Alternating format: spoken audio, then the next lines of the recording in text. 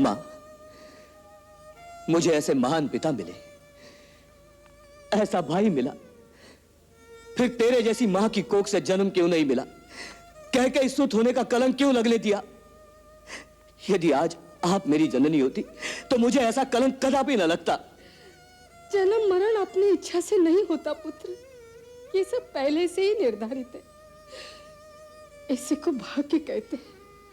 हम सब उसी भाग्य के हाथों की कठपुतलियां बनकर नाचते हैं। कैकेयी ने जो कुछ किया वो हमारे भाग्य ने ही कराया, उसमें उस बेचारी का कोई दोष नहीं।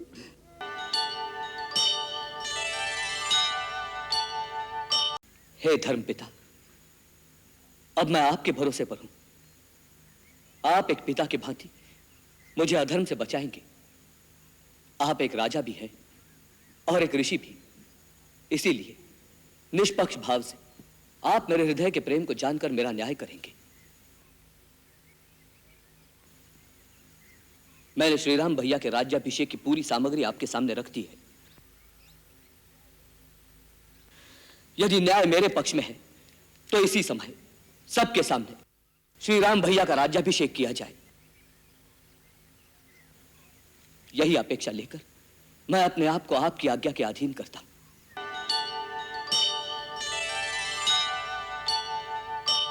राम भैया के वन में जाने से अधिक पीड़ा तो मुझे इस बात की हो रही है कि आज आपको भी अपने भरत पर संदेह हो गया। मैं आपको कैसे विश्वास दिलाऊं मातेश्वरी? मैं भगवान की शपथ लेकर कहता हूं कि जो कुछ भी हुआ है, यदि उसमें मेरी लेश मात्र भी सहमति रही है तो मेरा सारा ज्ञान, गुरु की दी हुई सारी विद्या इसी समय नष्ट हो जाए और संसार के समस्त पापियों के समस्त पापों का दंड केवल मुझे मिले।